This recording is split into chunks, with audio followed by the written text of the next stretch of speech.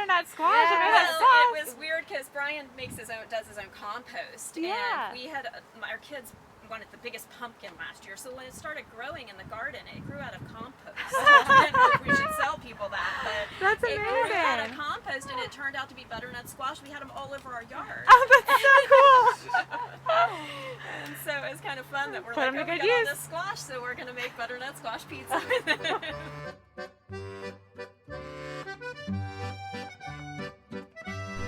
Hey y'all! Super excited. Today we've got Locavore Lessons of Love, and we're celebrating the 10th year for community farmers markets. My name is Casey Hood, and I am the Decatur manager, the Oakhurst manager, and then I also run our vendor support program for all of our vendors in our community here. And today we're going to be talking with Strada Napoli Pizza about how to make the perfect pizza. So come along with us. We're like on who's going to start on Yeah. Strada means street in Italian, and so that's one thing when we were trying to name what we wanted our business. Actually, my mom kind of came up with the idea. She's like, well, Strada Street. She's like, it's a street pizza, it's street food, and so that's why we decided we wanted something simple, and it's perfect. We've been doing it 7.5 years, and we're both chefs by profession, and we both have culinary degrees, and traveling to Italy has had us have a passion for Italian cuisine, Neapolitan pizza, and we decided that this is what we wanted to do.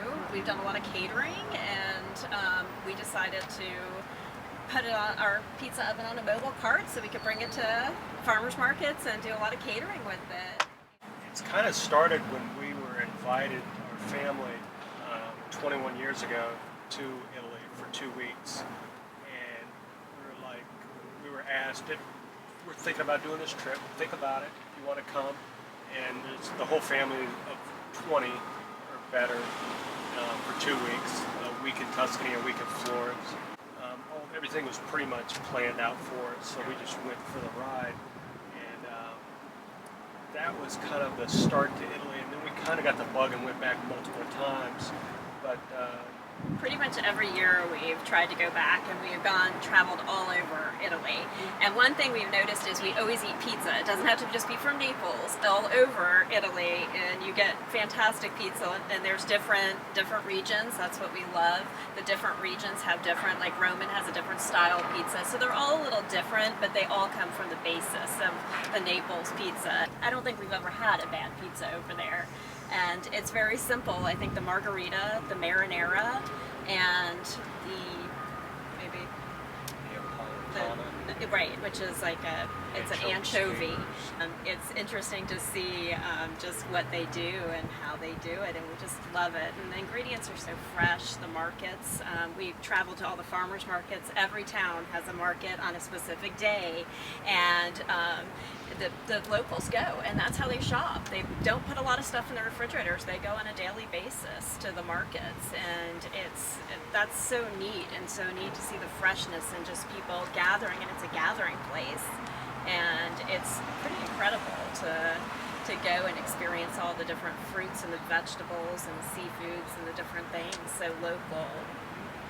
They don't serve pizza for lunch over there. Pizza is a dinner only thing. So you can't go to a pizzeria during the day unless it's a very tourist one that isn't a tourist center that they're going to grab the business because people want pizza in Italy.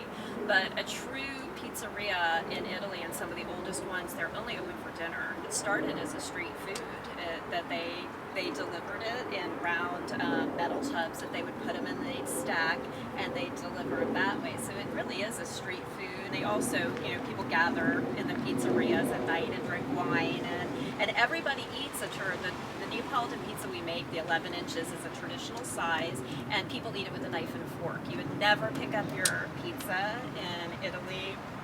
They can tell right away that you're not from Italy or Naples. They actually have a special knife that's specifically for cutting the Neapolitan pizzas, and it's a different type of shape of a knife. It kind of stands up, but it's really something that's been done for 300 years, and it's pretty basic. The tomatoes, the flour, the cheese, the dough, the simplicity of just flour, water, yeast, salt. Pizza's kind of got a bad rap over time.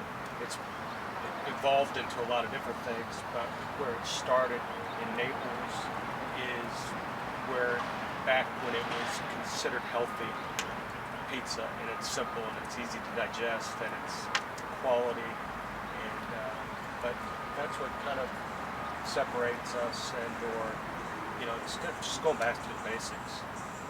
Farm fresh eggs for our breakfast pizza in the morning. Farmers market's really great, and also arugula is always perfect. Our featured pizza is apple with caramelized onions, so we can get the apples from the local farmer that brings them to the market. Peaches when they're in season. Basil, which is the main. We try to grow ours when it's right, in the summers, but we always get it from the, that have the greenhouses or can grow it all year. So when we can't grow our own, we always use it from the market, which is the traditional, most famous pizza is the margarita. So it has to have that fresh basil on it. And I think my favorite is seeing the apple time when that's like a new season, and the peach time at the market. So we always incorporate the peaches and the apples into the pizzas and do a special pizza, and people love it. It's allowed us to come out and to create our business. I mean, 7 years started here. Right, we started at CFM. This farmers this market. Our first. And to build relationships with customers and perfect our craft, and also share what we have to offer. And it's really neat to see everybody that comes out here be so excited about. It's like a wave that it's here to stay, and people want local, and so it's neat to be a part of that. We love working with the farmers and seeing. I think it's a gathering place. It reminds me so much of being in Italy, and that's what I love about it. It's a gathering place for families and people to come and get local, and just the farm to table idea. That slow food, which started in Italy, the slow food movement, is here and around us, and we love the people that come out every week in the rain and the snow sometimes, in the very cold weather, and they will come out every week and support us, and they come and support the markets. We love it. Yes, so the oven, definitely heating it to your highest capacity. If you have a pizza stone, you want to put it in there for a period of time. Nowadays people have green eggs, which can get hot and will work well, or cast iron works well also. We have a non-stick that we use to reheat our pizzas with a lid on it. That works good, but sometimes pulling out your oven rack, if you have a pizza stone, to have more room to access it, to put it on. It takes a little practice sometimes just to put it on the stone even. So anyway, practice. Makes the best pizza. Ours is from 900 to 1,000 degrees. Wow. It's wood fired. Yeah. We're actually cooking with cherry, and I was like, so is that red oak? And he's like, no, that's cherry. I was like, no way. So that's kind of nice. Hardwoods, fruit trees, all work well. We have a lot of available hardwoods in Georgia, so that helps a lot. Yeah, wood fire, it's hard to replace. Gas doesn't seem to be as, not as fun. Key to always with dough is you don't want it to be cold out of the refrigerator. So many people think, oh, I'll just pull it out and use it. You definitely need it at room temperature for sure, at least 2 hours before you're ready to use it. You want that room temperature. But for the gluten-free crust, you definitely want to roll it out as opposed to hand pulling it with the regular Neapolitan crust. And a rolling pin works, but if you don't have a rolling pin at your house, you can use a thicker glass and you can just roll it. You can use a wine bottle or another bottle. You just clean it off and then use it, and it works great as a rolling pin. So you don't need a rolling pin. If you don't have one, you don't have to go out and buy one. There's many things in your kitchen you can use to roll out, and you can put it right onto you can roll it on a pan, or you can do it just on a floured surface, and you can transfer it to your oven, your grill, or put it on your pan.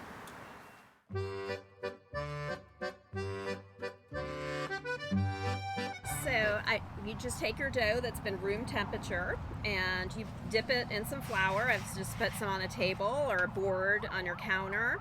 And the trick is you want to leave a rim around your dough. And so I'm not pushing on the outer rim, but I'm going to push down. And if there's bubbles, I just push those out. So you want to push it all around and make it flat except for the rim. And so once you get it like that, then you can pick it up, and I use my knuckles, and you stretch. You always want to have your knuckles, and you want to leave the rim and just keep it in, and you just pull it, and it's so forgiving. It's easy to pull, and you just kind of rotate around just with your knuckles, and you just keep going, and it makes about an 11-inch pizza. So you just kind of stretch, and I'm pretty much pulling pretty hard on this, and it's not, as you see, it's not tearing, it's not ripping, it's very not glutinous, but it has a lot of elasticity to it, and I'm just stretching it out, as you see, and just leaving that rim, because that rim, when you put it in your oven or your grill, it's going to puff up and get that traditional Neapolitan. And so if you're using, maybe if you have a peel or if you have a pan, you can put it on your pan. Or if you're going to put it on the grill, you could take some flour, or if you're going to put it in your oven on a stone, you can just put it on the back of a pan, and then when you get it on your stone, you can just pull it off. And so it's going to come right off if you use enough flour, and you can top it. And it's real easy. And if for some reason you get a little hole in your dough, let's say, you get a little, you're like, oh, I pulled it too hard. You can pinch it together and just push down on it to fix it, and just kind of pull it out a little bit more. But you always want to leave that little bit of rim, which is going to give you that bigger, thicker crust on it. And it's never too thin in the middle. It might look real thin, but it's not, and it's going to cook fine. So as you see, it's not breaking, it's real easy. So the key is those knuckles, to have your knuckles, and just to pull, and it stretches right out. And that makes the perfect pizza. We make all our dough by hand. I do it by hand, and and really in the pizzerias over there, the oldest pizzerias, the original ones, they have dough rooms where they have troughs and they make them by hand. They don't use mixers. Wow. And if you have to use a mixer on a Neapolitan pizza or dough, you use it's not a fork mixer. It's a fork mixer, right? So it doesn't overheat the dough, because you don't want to heat it with a regular mixer like they'd have in a bakery. It beats it back and forth and heats it up and warms it. So it's you don't want to do that with this kind of dough, but they make it by hand, so I make it by hand. Especially working outside, it's not like you're in a controlled environment of a pizzeria, so you have the air and the heat.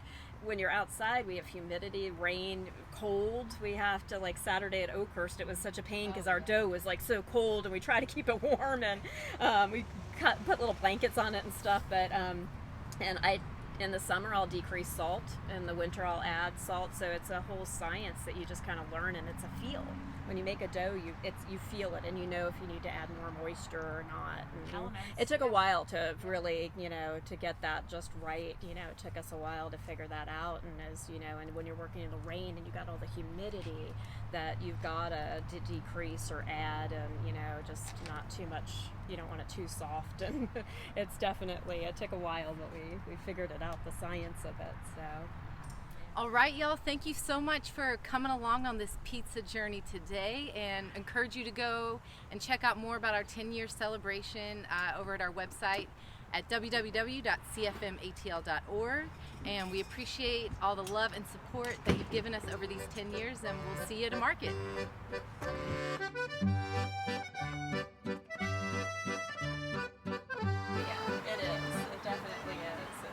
They have a little saint on the back that you'll have to, like a little tile. What is the saint on the back? It's Saint Lorenzo, and he's the patron saint of cooks and chefs. Oh, I love that. Usually in Naples, they'll put a statue on top of their ovens, but obviously we didn't want to do that with ours being mobile. It wasn't that good, but usually they'll name their ovens for a saint. And you'll always see it, and it will either be on an oven or a picture of a saint next to an oven over there. Yeah.